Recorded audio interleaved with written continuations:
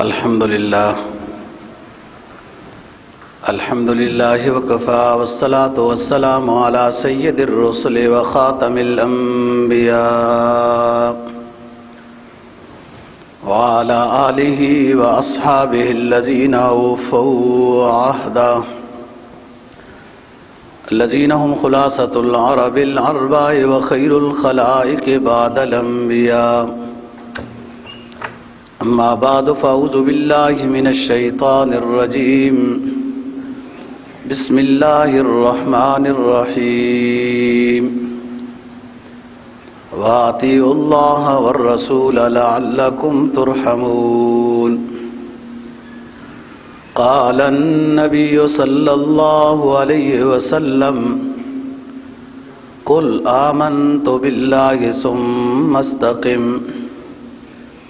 صدق الله العظيم وصدق رسوله النبي الأمي الكريم ونحن على ذلك لمن الشاهدين والشاكرين والحمد لله رب العالمين. چوتھا پارہ سورہ آل عمران کی ایک آیت کریمہ تلاوت کی ہے اور جناب نبی پاک صلی اللہ علیہ وسلم کا ایک فرمان تلاوت کیا ہے جس کو امام مسلم نے روایت کیا ہے.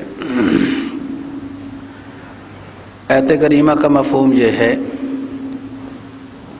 اللہ کی اطاعت کرو اور اس کے رسول کی اطاعت کرو، یقیناً تمہارے اوپر رحم کیا جائے گا. رحم کے حصول کے لیے، رحمت کے حصول کے لیے ایسے کام کرنے پڑتے ہیں، پھر رحمت کا بندہ مستحق ہوتا ہے. اور رحمت کا مستحق کب ہوتا ہے؟ جب اللہ رسول کی اطاعت کرتا ہے.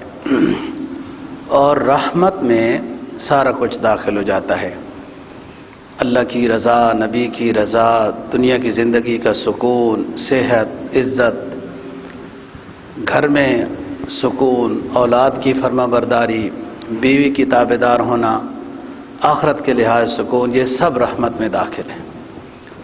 تمہارا کام ہے اطیعوا اللہ والرسول، اللہ رسول کی بات مانو، یقیناً تمہارے اوپر رحم کیا جائے گا. ایک صحابی ہیں سفیان بن عبداللہ. ایک تو وہ سفیان مشہور ہیں جو حضرت امیر معاویہ رضی اللہ تعالیٰ عنہ کے والد ہیں، یہ نہیں. سفیان بن عبداللہ کہتے ہیں کہ میں رسول پاک صلی اللہ علیہ وسلم کی خدمت میں حاضر ہوا، عرض کیا: اللہ کے رسول، قل لی فی الاسلام قولا لا اسأل عنہ احدا غیرک. اے نبی، آپ مجھے ایسی نصیحت فرمائیں کہ پھر مجھے کسی سے اور کوئی سوال کرنا نہ پڑے. اسلام سے متعلق مجھے ایسے کوئی قول فیصل عطا فرمائیں، لا اسأل عنہ احدا غیرک، پھر آپ کے علاوہ مجھے کسی سے اسلام کے اس طرح کی بات پوچھنے کی ضرورت ہی پیش نہ آئے. آپ نے جواب میں فرمایا: قل آمنت باللہ ثم استقم. آپ یہ اعلان کرو کہ میں نے اللہ پر ایمان لایا، رسول پر، آخرت پر وغیرہ ایمان لے آؤ. وہ تو پہلے ایمان والے تھے، مطلب ایمان میں مضبوط ہو جاؤ. ثم استقم، پھر استقامت کے ساتھ اسلام کی ہدایات پر عمل کرو. یہ قول فیصل ہے. جو اسلام کام کرنے کے کہتا ہے وہ کرو، جن سے اسلام روکتا ہے رک جاؤ. یہ ہے استقامت، کہ کوئی بھی نیکی کا کام آپ کرنا چاہتے ہیں تو اس میں دل میں تردد، خیال یا کچھ ایسا آتا ہے تو اس کا مقابلہ کریں اور وہ نیکی کو بجا لائیں. یہ ہے استقامت.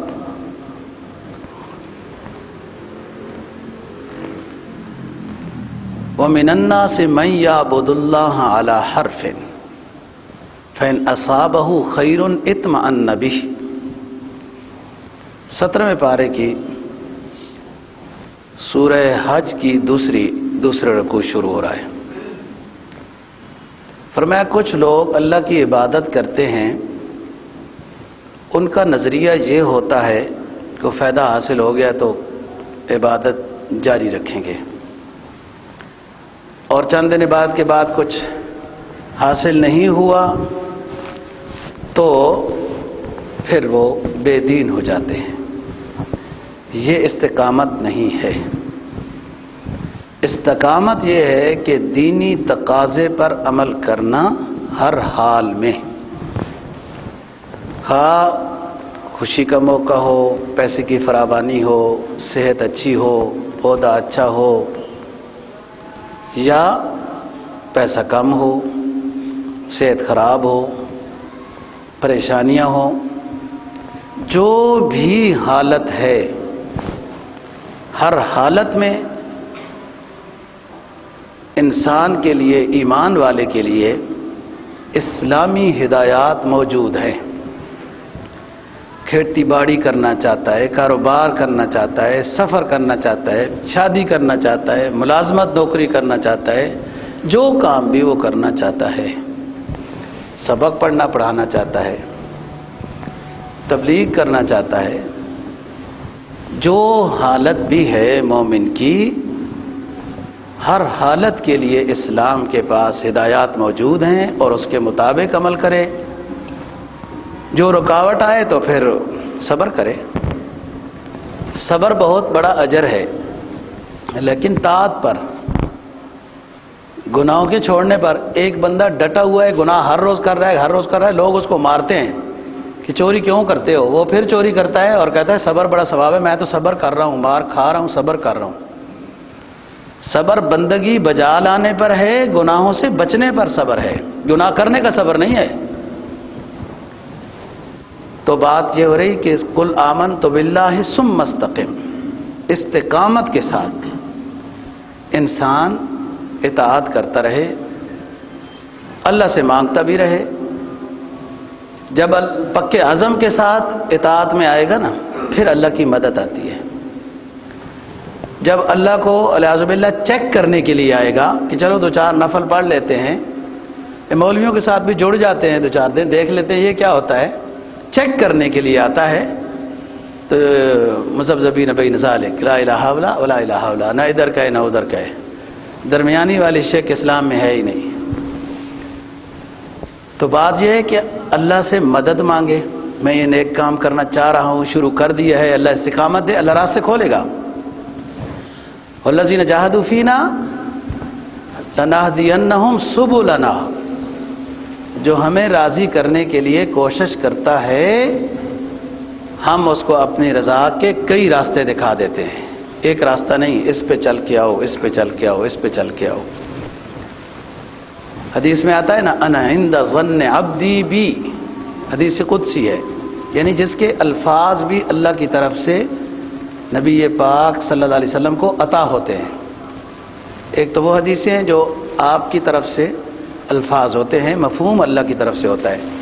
ایک وہ حدیثیں ہوتی ہیں کہ جن کا مفہوم، الفاظ، سب کچھ اللہ کی طرف سے عطا ہوتا ہے، ان کو حدیث قدسی کہتے ہیں۔ جیسے ابھی میں پڑھ رہا ہوں، اللہ تعالیٰ فرماتے ہیں انا عند ظن عبدی بی، میں اپنے بندے کے گمان کے ساتھ رہتا ہوں، جیسا میرے ساتھ گمان کرے۔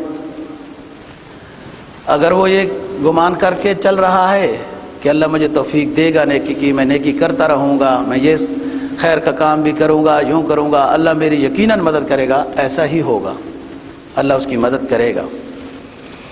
اور اگر اس کا گمان ہی ایسا ہے، پتہ نہیں جی اللہ معاف بھی کرتا ہے یا نہیں کرتا ہے، یا پتہ نہیں اس طرح ہے، اللہ تو اس طرح ہے، اس کا ایمان صحیح نہیں۔ فَإِذَا عَزَمْتَ فَتَوَكَّلْ عَلَى اللَّهِ، اسلامی اصول ہے کہ اللہ کے بارے میں یقین کامل ہونا ضروری ہے۔ جو بندہ اللہ کے بارے میں جو اس کا گمان ہے، حدیث میں آتا ہے لا یموتن احد منکم الا وهو یحسن بظن حسن اللہ تعالی، تم میں سے کوئی شخص ایسی موت نہ مرے مگر ایسا مرے کہ اس کا گمان اللہ کے بارے میں اچھا ہے کہ اللہ مجھے معاف کرے گا. جب یہ گمان ہو کر وہ مر رہا ہے تو پھر اسی کے مطابق فیصلہ ہوگا، اللہ اس کو معاف کر دے گا اس کے گناہ. اس کا نظریہ ہی یہی ہے کہ اللہ گناہوں کو معاف کرنے والا ہے. تو انا عند ظن عبدی بھی، جیسا گمان کرو گے ایسا فیصلہ. آپ کسی نیک کام کا ارادہ رکھتے ہیں، کسی گناہ چھوڑنے کا ارادہ پکا رکھتے ہیں، اللہ کا فیصلہ بھی ایسا ہوگا. اور اسی حدیث کا اگلا حصہ ہے وَأَنَا مَعَهُ إِذَا ذَكَرَنِي. اللہ تعالیٰ فرماتے ہیں میں اس کے پاس ہوتا ہوں، اس بندے کے پاس ہوتا ہوں، وہ بندہ جب مجھے یاد کرتا ہے، میرے بارے میں اس کا اچھا گمان ہے، مجھ سے مدد مانگتا ہے وغیرہ.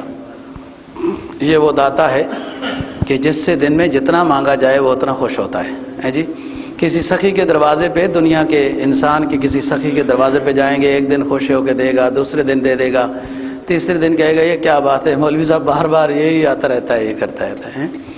اور دن میں 2-3 دفعہ اگر اس کے پاس چلے گئے، جس نے کچھ خیرات دی نا جی دنیا میں، اگر دن میں 2-3 دفعہ اس کے پاس چلے گئے تو کیا کرے گا وہ؟ پھر ٹھیک ٹھاک کھنچائی کرے گا جی. اور اللہ کا اصول کیا ہے؟ جو جتنا زیادہ مانگتا ہے اللہ اس سے اتنا زیادہ خوش ہوتا ہے. یہ ہر روز کا مانگنا نہیں، دن کو کتنی مرتبہ مانگتا ہے وہ اتنا اس کو ملتا ہے. کوئی دعا ضائع نہیں ہوتی. حدیث میں آتا ہے یا تو وہی کچھ مل جاتا ہے جو مانگا جا رہا ہے، یا دعا کی برکت سے کوئی شر ٹل جاتی ہے، یا دعا کی برکت سے وہ چیز تو نہیں ملتی جو اللہ کے نزدیک بہتر ہوتی ہے وہ مل جاتی ہے. آپ نے استخارے کی دعا میں دیکھا ہوگا آخر میں یہ ہے کہ اللہ یہ کام میرا کرا دے اگر آپ کی نظر میں بہتر ہے، اور یہ نہ کرا دے اگر آپ کی نظر میں بہتر نہیں ہے. تو پھر اللہ جہاں سے آپ بہتر سمجھتے ہیں وہاں سے کرا دے. تو اللہ کے حوالے جب کر دیا تو فَفَوِّضْ أَمْرِي إِلَى اللَّهِ إِنَّ اللَّهَ بَصِيرٌ بِالْعِبَادِ. جب اللہ کے حوالے معاملے کو کر دیا تو بس پھر مطمئن ہو جائے. ہم اپنے نفس کے اتنے خیر خواہ نہیں ہیں، اپنے بال بچے کے اتنے خیر خواہ نہیں جتنا ہمارا رب ہمارا خیر خواہ ہے. ہم اپنے بارے میں اتنے کریم نہیں ہیں جتنا اللہ کرم اور کا رسول کرم کرتا ہے. تو بات یہ ہے کہ اسی حدیث کا اگلا حصہ ہے وَأَنَا مَعَهُ إِذَا ذَكَرَنِي. میں اس بندے کے پاس ہوتا ہوں جب وہ مجھے یاد کرتا ہے. فَإِن ذَكَرَنِي فِي نَفْسِي فَإِن ذَكَرَنِي فِي نَفْسِهِ ذَكَرْتُهُ فِي نَفْسِي. اگر وہ مجھے اکیلا دل میں یاد کرتا ہے تو میں بھی اس کو پھر اکیلا یاد کرتا ہوں. وَإِن ذَكَرَنِي فِي مَلَئٍ ذَكَرْتُهُ فِي مَلَئٍ هُمْ خَيْرٌ مِّنْهُمْ. کوئی شخص مجھے یاد کرتا ہے ایک جماعت میں تو میں یاد کرتا ہوں اس کو دنیا کی جماعت سے بہتر کر جاؤں.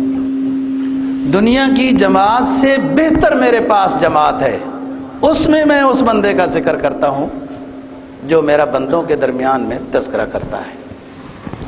اور آپ کو پتہ ہے اللہ رب العزت خوش ہوتے ہیں جب اللہ کی توحید کا ذکر کیا جاتا ہے کہ اللہ اکیلا ہے، وہ معبود ہے، وحدہ لا شریک ہے. اسی حدیث کا اگلا حصہ ہے جو آپ نے سنا ہوا ہے وَإِذَا تَقَرَّبَ إِلَيَّ شِبْرًا تَقَرَّبْتُهُ إِلَيْهِ ذِرَاعًا.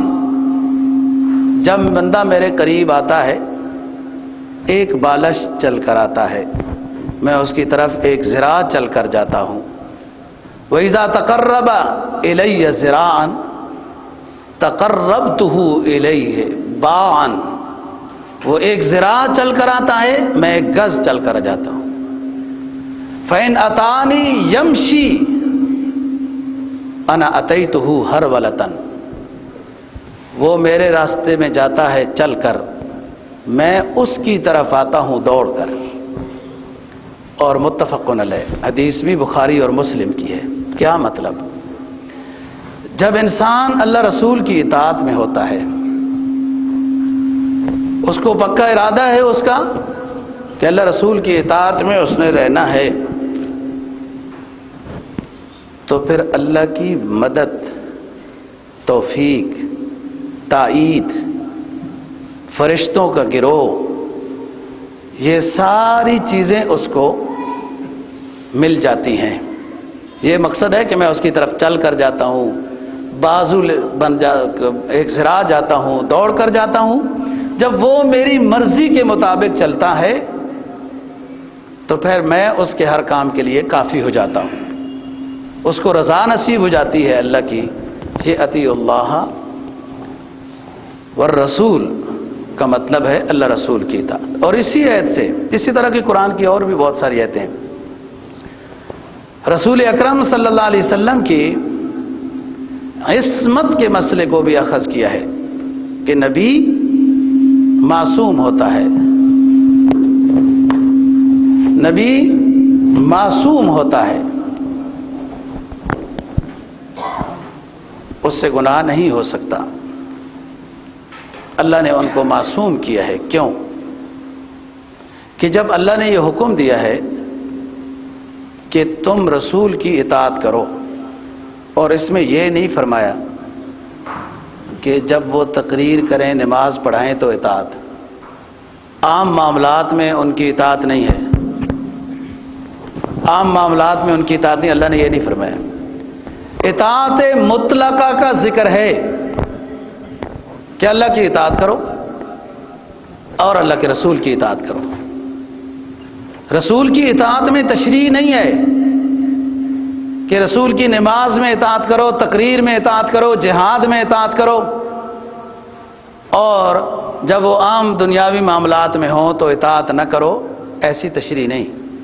مطلق نبی کی اطاعت ہے، اور یہ اطاعت مطلقہ ہے، یعنی ہر بات کی نبی کی اطاعت کرو۔ معلوم کیا ہوا کہ نبی کی کوئی حالت بھی ایسی نہیں ہے جو قابل اطاعت نہ ہو، لہذا نبی کا ہر حرکت، سکون وہ اللہ کی مرضی کے مطابق ہوتا ہے۔ نبی معصوم ہوتا ہے، اس سے غلط کام نہیں ہوتا، لہذا نبی کی ہر بات کی اطاعت کرو۔ آپ صلی اللہ علیہ وسلم فرماتے ہیں کہ میری مذاق بھی اللہ رسول کی مرضی کے مطابق ہوتی ہے، بے شک اس مذاق کو بھی کوئی لے لے۔ آپ صلی اللہ علیہ وسلم بیان، واعظ و نصیحت فرماتے تھے تو کچھ صحابہ لکھتے تھے، جیسے آپ کو حدیثیں ملتی ہیں یہ لکھی جاتی تھی، تو کچھ دنوں میں وہ لکھنے والے صحابی نہیں لکھ رہے تھے۔ آپ نے ان کو بیان میں دیکھا، بھائی آپ تو باتیں لکھتے تھے، آپ لکھتے کیوں نہیں ہو؟ اس نے کہا حضرت جی مجھے فلانے صحابی نے منع کیا ہے کہ تم ہر بات لکھتے جاتے ہو، ہر بات لکھ جاتے ہو، کبھی آپ صلی اللہ علیہ وسلم غصے میں بھی ہوتے ہیں تو آپ وہ بھی لکھ لیتے ہو، تو اس لیے میں نے لکھنا چھوڑ دیا۔ آپ نے فرمایا سنو، میری ہر بات لکھو، خواہ غصے کی حالت بھی ہو تب بھی لکھو، مذاق کی حالت کی ہو تب بھی لکھو، میری کوئی بات اللہ کی مرضی کے خلاف نہیں ہوتی۔ یہ عصمت نبی ہے کہ نبی معصوم ہوتا ہے۔ بات ہم گزشتہ جمعے پر کر رہے تھے، فرمایا قل ان کنتم تحبون اللہ فاتبعونی یحببکم اللہ، تم اگر اللہ کو چاہنے والے ہو تو نبی آخر الزمان صلی اللہ علیہ وسلم کی اطاعت کرو، تابعداری کرو، اتباع کرو۔ کیا ملے گا؟ نبی کی سنت کی پیروی میں کیا ملے گا؟ یہ جواب امر ہے۔ دنیا نے تو رزق سارا سمجھائے نا کہ ABCD میں ملتا ہے، کاش کہ آپ عربی جانتے ہوتے تو اس عربی جملے کے رموز سے باخبر ہوتے تو جھوم جاتے۔ یہ جواب امر ہے، قل ان کنتم تحبون اللہ، اگر تم اللہ سے محبت کرنے والے ہو، جواب امر ہے، ان کنتم تحبون اللہ فاتبعونی، اللہ سے محبت کا دعویٰ ہے تو میری پیروی کرو۔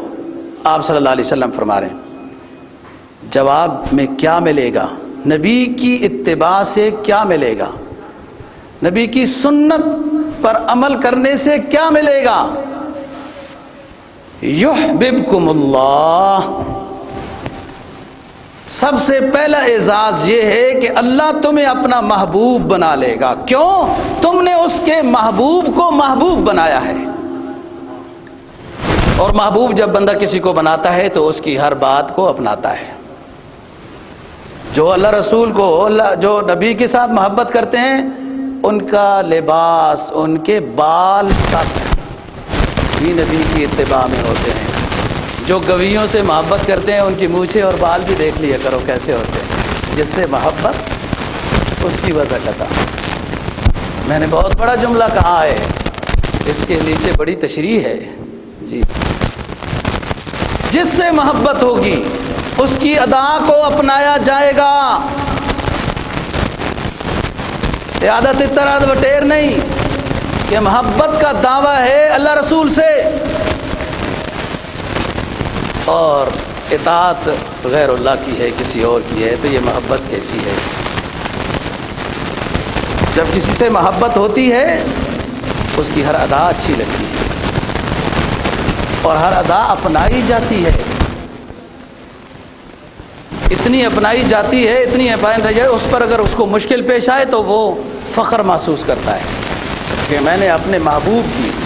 تو فرمایا تم نبی کی اتباع کرو، تمہیں کیا ملے گا؟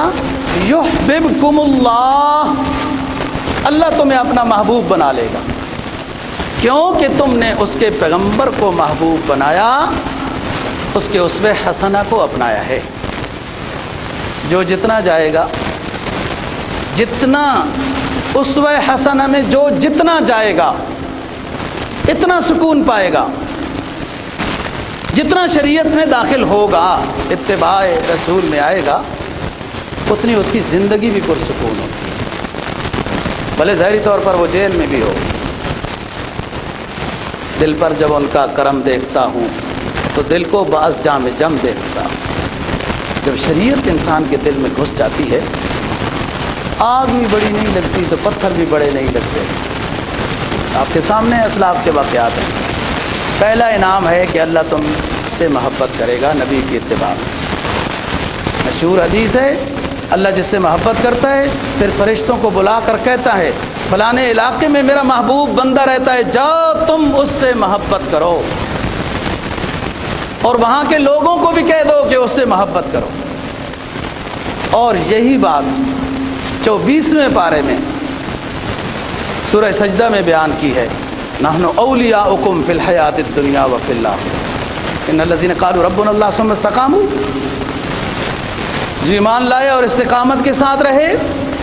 ایسا نہیں ہے کہ آسانیاں ہوں تو استقامت کے اسلام کی باتوں پر عمل ہے اور مشکلیں آئیں تو اسلام کی بات پر عمل نہیں ہے، ایسا نہیں۔ استقامت کے ساتھ ایمانی تقاضے پر اسلام کی ہدایات پر عمل کیا نا جی، تتنزل علیہم الملائکہ، استقامت کے ساتھ ایمانیات پر عمل کرنے والوں کی حوصلہ افزائی کے لیے فرشتے نازل ہوتے ہیں، تتنزل علیہم الملائکہ، اور وہ کیا کہتے ہیں؟ لا تخافوا ولا تحزنوا وابشروا بالجنۃ التی کنتم توعدون، ڈرنے کی بات نہیں ہے، جب اس راستے میں آئے ہو تو آگے چلتے جاؤ۔ فرشتے آتے ہیں سب سے پہلے تائید کے لیے، اس کے دل کو تقویت دیتے ہیں، اور اس کو کہتے کیا ہیں؟ فرمایا نحن اولیاؤکم فی الحیات الدنیا وفی الآخرہ وَلَكُمْ فِيهَا مَا تَشْتَهِي أَنفُسُكُمْ وَلَكُمْ فِيهَا مَا تَدَّعُونَ نُزُلًا مِّن غَفُورٍ رَّحِيمٍ۔ ایمان والو، ایمان کے بعد تم اسلامی تقاضوں پر عمل کرتے رہے ہو، نواحی سے بچتے رہے ہو تو ہم تمہارے دوست ہیں. فرشتے آ رہے ہیں دنیا میں بھی آخرت میں بھی، اور تمہیں آخرت میں یہ ملے گا وَلَكُمْ فِيهَا مَا تَشْتَهِي أَنفُسُكُمْ. دنیا میں تم نے ہماری مانی، نفس رسم و رواج کے خلاف آرے چلاتے رہے اور ہماری مانتے رہے، آج ہم تمہاری مانیں گے. یہ مکافات عمل ہے. دنیا میں تم نے جیلوں کی طرح زندگی گزاری، قیدیوں کی طرح زندگی گزاری، آج آؤ آخرت تمہاری ہے، آزادوں کی طرح زندگی گزارو. نحن اولیاؤکم فی الحیات الدنیا وفی الآخرہ. ہم تمہارے یار ہیں، یار، دنیا کے لحاظ سے بھی آخرت کے لحاظ سے بھی. وَلَكُمْ فِيهَا مَا تَشْتَهِي أَنفُسُكُمْ وَلَكُمْ فِيهَا مَا تَدَّعُونَ. جو تمہارا جی چاہے گا وہ بھی ملے گا. نبی پاک صلی اللہ علیہ وسلم فرما رہے ہیں واعظ و نصیحت حضرات صحابہ رضی اللہ عنہم میں. آپ نے فرمایا اے میری جماعت، تمہیں آخرت میں وہ ملے گا جو تمہارا جی چاہے گا. ایک صحابی کہنے لگا حضور سرخ اونٹ بھی ملیں گے؟ آپ نے فرمایا سرخ اونٹ بھی ملیں گے، جو چاہو گے وہ ملیں گے. وَلَكُمْ فِيهَا مَا تَدَّعُونَ. اور جو وعدے کیے گئے وہ بھی ملیں گے. نُزُلًا مِّن غَفُورٍ رَّحِيمٍ. یہ اس مہربان داتا کی طرف سے تمہاری مہمان نوازی ہو رہی ہے. یحببکم اللہ کی بات کر رہا ہوں کہ نبی کی اتباع میں سب سے پہلی چیز یہ ملے گی کہ اللہ اپنا محبوب بنائے گا. یہ بات معمولی بات نہیں ہے. سن 1971 سے بیڑا چل رہا ہے کہ جو پہنچا نہیں. جن کو محبوب بنایا ہے وہ 1971 سے بیڑا آ رہا ہے. اللہ کو محبوب بنایا ہوتا تو سب کچھ ہو چکا ہوتا. اللہ کے دشمنوں پہ سہارے کیے تو پھر اللہ سے رحمت بھی مانگی جاتی ہے. یعنی عجیب بات ہے نا جی. یہ بالکل متضاد نظام ہے. رحمت اللہ سے مانگی جاتی ہے، مدد اللہ سے مانگی جاتی ہے، اور اتباع اللہ کے دشمنوں کی جاتی ہے. یہ تو ایک سمجھدار، تھوڑا سا سمجھدار بندہ بھی سمجھ جاتا ہے بات. جس نے ABCD پڑھی ہو وہ تو بہت جلدی سمجھ جائے گا، وہ تو پڑھا لکھا ہوتا ہے. مولوی تو ان پڑھ ہوتا ہے. دیکھو نا کیا دنیا نے فلسفہ ایجاد کیا. جو لوح محفوظ کا علم ہے، جس کو اللہ نے اپنے نبی کے قلب اطہر پہ نازل کیا، اس علم کو جو پڑھے وہ جاہل ہوتا ہے. جو پلیت مخلوق نے علم بنایا، جن کو نہانے کا بھی نہیں پتا، وہ جو کو پڑھے تو وہ پڑھا لکھا ہوتا ہے. ان نقل کے اندھوں کو ہر چیز الٹی نظر آتی ہے. لیلا نظر آتا ہے، مجنو نظر آتی ہے، الٹا نظر آتا ہے. چلو دیکھا جائے گا. مولوی تو بیچارہ چیختا رہتا ہے، سمجھاتا رہتا ہے، لیکن اس کی بات میں وزن نہیں ہے نا. اس کے پاس حکومت جو نہیں ہے. حکومت ہوتی ہے، ٹی وی ہوتا ہے، پھر اس کو شیخ سعدی کہتا ہے نا کہ وہ تابعدار بھی مل جاتے ہیں. لوگ سکھوں کے علاقے کو مدینہ کی طرف بستی کہتے تب بھی کہتے کیا بات ہے، کیا فرما دیا ہے. سبحان. کیسے فرما بردار لوگ مل جاتے ہیں اور تائید ہی تائید کرتے جاتے ہیں، کیونکہ حکومت پاس ہوتی ہے. مولوی کے پاس حکومت نہیں ہوتی. 4 بندے سنتے ہیں، وہ بھی باہر جاتے ہیں، اللہ ماشاءاللہ کپڑے جھاڑ کے چلے جاتے ہیں کہ بوجھ ہی نہ اٹھانا پڑے. پہلی بات اتباع رسول کی. یحببکم اللہ. اللہ تمہیں اپنا محبوب. اچھا اب یاد رکھو، ذرا یاد رکھو، خیال سے سنو بات. جو بادشاہ کا محبوب ہو اس کے ساتھ کیا ہوتا ہے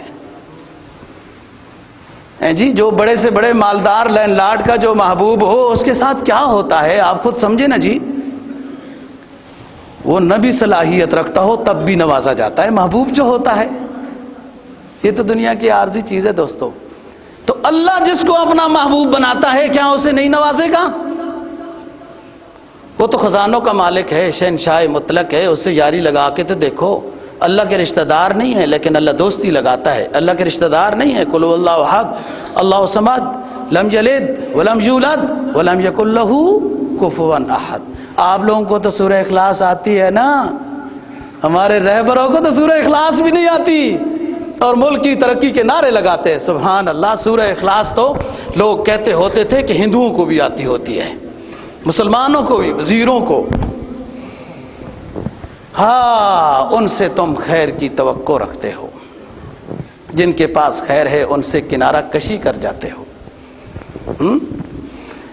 لوگ علماء صلحاء اولیاء سے کنارہ کشی کر جاتے ہیں، اتنا ٹائم بھی نہیں ہوتا ان کے پاس دفتر میں آٹ کے نہ بیٹھ کے آ کے 2 منٹ بیٹھ بھی جائیں، مولوی سے کیا ملے گا، دعا جمعے میں ویسے بھی کر لیتا ہے، کنارہ کشی کر جاتے ہیں کیونکہ دنیا نہیں نا اس کے پاس، اور یہ نہیں پتا کہ جو اس کے پاس ہے وہ بہت قیمتی دولت ہے اور تمہیں فائدہ ہوگا دنیا آخرت کا۔ یحببکم اللہ، اللہ جب محبوب رکھتا ہے، کر دیتا ہے تو پھر خوب نوازتا ہے، اسے اپنے ہی در کا رکھتا ہے۔ پھر دوسرا انعام نبی کی اتباع میں، وَيَغْفِرْ لَكُمْ ذُنُوبَكُمْ، استغفار سے گناہ معاف ہوتے ہیں، تلاوت سے معاف ہوتے ہیں، صدقات و خیرات سے گناہ معاف ہوتے ہیں، نماز و روزہ حج سے زکوٰۃ و خیرات سے گناہ معاف ہوتے ہیں، توبہ سے گناہ معاف ہوتے ہیں۔ لیکن یہاں تو شان ہی عجیب ہے، فرمایا تم میرے نبی کی کسی ایک سنت پر عمل کرنے والے بن جاؤ، تمہیں اپنا محبوب بھی بناؤں گا، تمہارے گناہوں کو بھی معاف کر دوں گا۔ یہاں لمبے لمبے استغفار کی ضرورت نہیں ہوگی، بڑے لمبے لمبے سجدوں کی ضرورت نہیں، تم میرے محبوب پیغمبر کی ادا کو اپناؤ، اپنا محبوب بھی بناؤں گا، گناہوں کو بھی معاف کر دوں گا۔ یحببکم اللہ وَيَغْفِرْ لَكُمْ ذُنُوبَكُمْ، تمہیں اگلا اعزاز یہ عطا کروں گا کہ تمہارے گناہوں کو نبی کی اتباع کی برکت سے معاف کر دوں گا۔ یہ اونچی چیز ہے۔ دیکھو سنت کی اتباع، سنت کی جو اتباع، جس سنت کی بھی کوئی اتباع کر رہا ہے اس کو پتہ ہی نہیں ہوتا اس کے گناہ ساتھ ساتھ۔ بھئی توبہ جب بندہ کرتا ہے نا تو پتہ تو ہوتا ہے کہ توبہ ہو رہی ہے، گناہ معاف ہو رہے ہیں، ذکر ہو رہا ہے، تلاوت ہو رہا ہے۔ اب ایک شخص نے پانی تو پینا ہے، ضرورت اس کی زندگی کی ہے، وہی سنت کے مطابق پی لے، تو اتباع سنت کی برکت سے سنت کا ثواب اپنی جگہ پر، جو اعمال نامے میں گناہ ہیں وہ بھی معاف ہو جائے، اس طرح اور سنت پہ چلو۔ لیکن یاد رکھو دوستو، سنت پر عمل کرنا مشکل ہوتا ہے، اس پر اعزاز زیادہ ہے، انعام زیادہ ہے۔ نبی کو، اللہ کو، اس کے حبیب کو محبوب جانو۔ جب نبی کو محبوب بنا دیا جائے گا اور واقعتاً سمجھا جائے گا، حدیث ہے نا کہ والدین کے مقابلے میں، بچوں کے مقابلے میں، والناس اجمعین، تمام لوگوں کے مقابلے میں مجھے جب اپنا محبوب بناؤ گے تب تمہیں کامل ایمان نصیب ہوگا۔ کامل ایمان کی دوڑ ہوتی ہے نا، کامل ایمان نجات اولی کا ذریعہ ہے۔ جیسے آنکھ بند، وسیق الذین اتقوا ربهم الی الجنۃ زمرا، یہ اللہ والوں کی جماعت ہے، حکم ہوگا اس پوری جماعت کو بغیر حساب کے جنت میں لے جاؤ۔ یہ نجات اولی ہے، کس کو ملتی ہے؟ جس کا ایمان کامل ہوتا ہے۔ کامل کس کا ایمان ہے؟ جو بچوں سے، اپنے آپ سے، بچوں سے، والدین کے مقابلے میں، اور بس خلاصہ یہ والناس اجمعین، تمام لوگوں کے مقابلے میں اللہ کے رسول کو جب محبوب سمجھتا ہے تو کامل ایمان نصیب ہوتا ہے۔ میں بات کر رہا تھا گزشتہ جمعے پر کہ کسی سے محبت کیوں کی جاتی ہے، کیوں کی جاتی ہے کسی سے محبت؟ نبی پاک صلی اللہ علیہ وسلم کا فرمان ہے، میری ساری امت جنت میں جائے گی الا من ابا، مگر جس نے انکار کیا۔ صحابی نے پوچھا حضرت جی من ابا کو اور ہوں گے؟ کہا جو میری اطاعت نہیں کریں گے، میری سنتوں کی اتباع جو نہیں کریں گے، وہ من ابا، وہ منکرین میں داخل ہیں، وہ جہنم میں جائیں گے۔ اس میں کافر دائمی جہنمی ہے، جو گناہگار ہے تو وہ اپنا سزا بھگتے گا اتنی، ساری امت جنتی ہے۔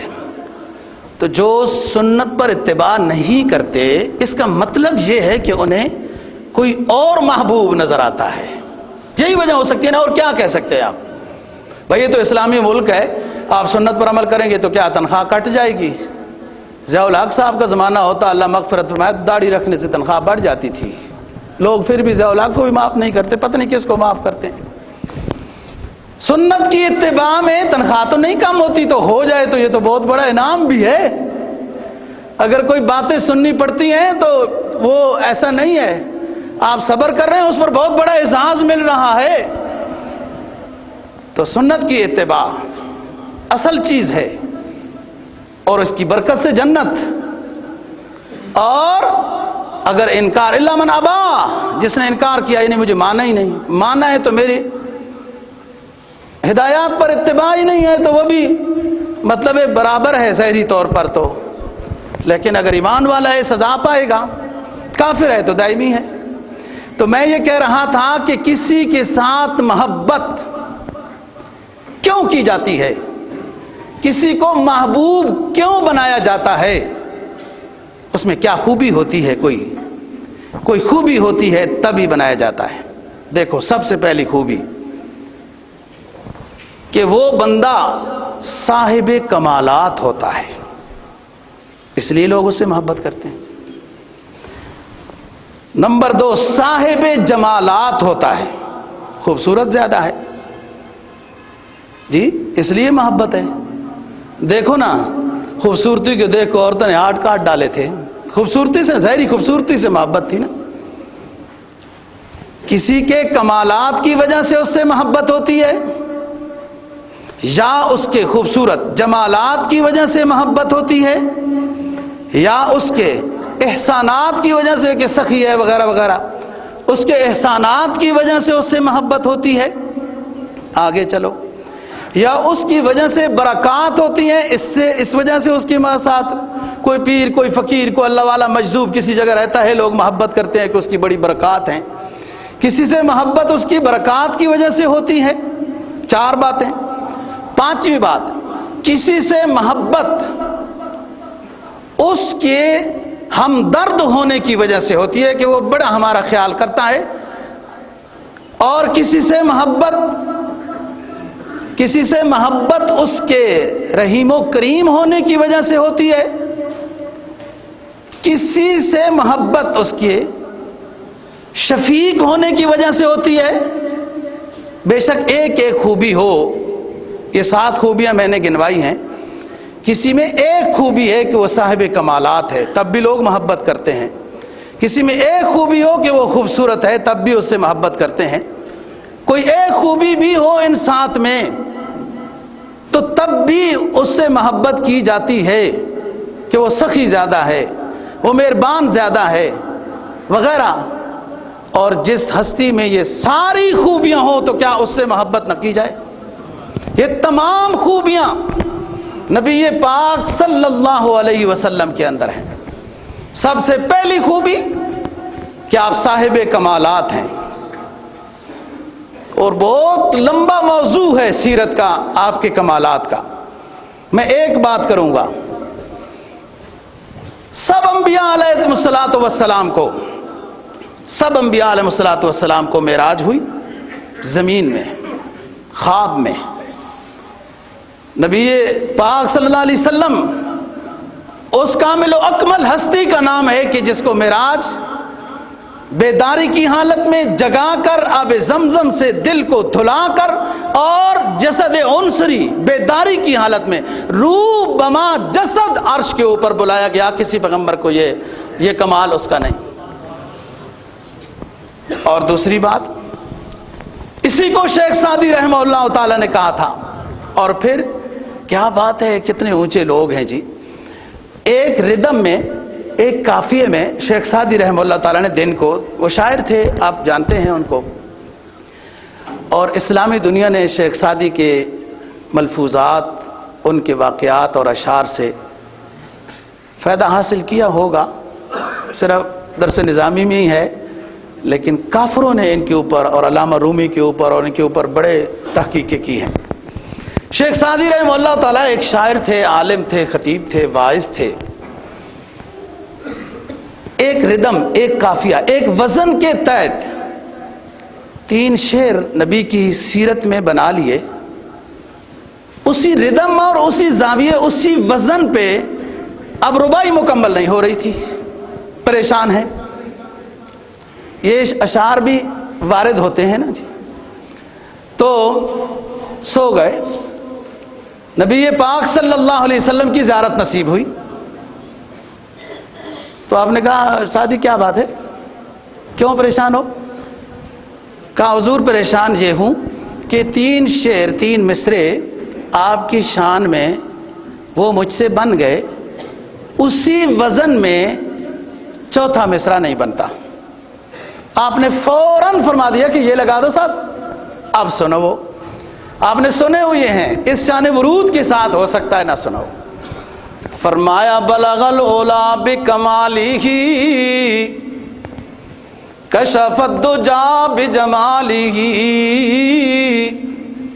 حسنت جمیع خصالہ۔ یہاں پہنچ کر شیخ سعدی کا علم ختم ہو جاتا ہے۔ فرمایا بلغ العلا بکمالہ،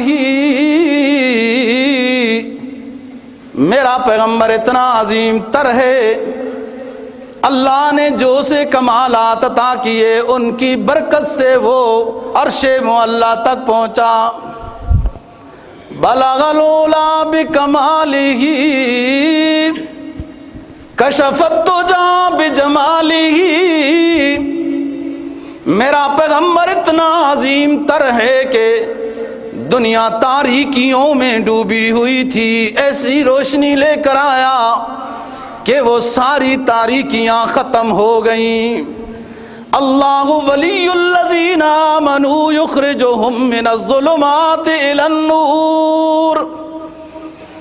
اللہ کی دوستی کا نتیجہ یہ ملتا ہے کہ مختلف طرح کی طریقیوں سے اللہ نکال کر اسلام کی روشنی عطا کر دیتا ہے۔ بلغ العلا بکمالہ کشف الدجا بجمالہ۔ لوگ کفر میں، شرک میں، قتل و قتال میں، ڈاکہ زنیوں میں، لوٹ گسوٹ میں، بچیوں کو زندہ دفن کرنے کی تاریکیوں میں مبتلا تھے۔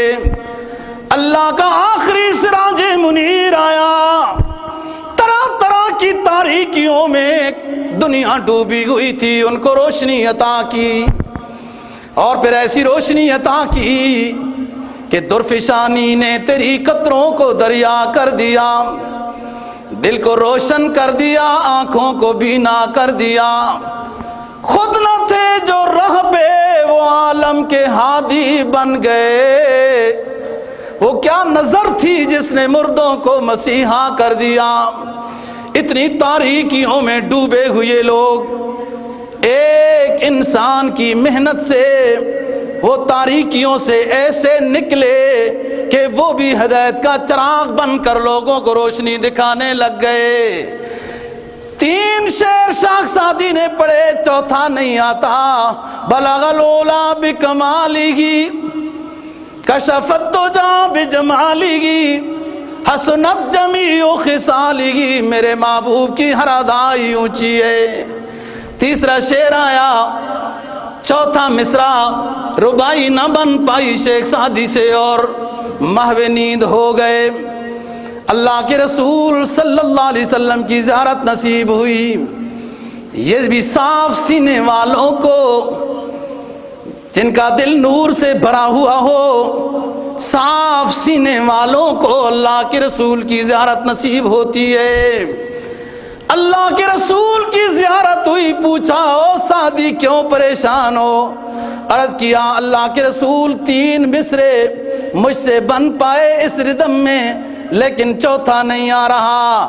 آپ نے فرمایا سعدی لکھو آگے، صلو علیہ وآلہ بلغ العلا بکمالہ کشفت الدجی بجمالہ حسنت جمیع خصالہ۔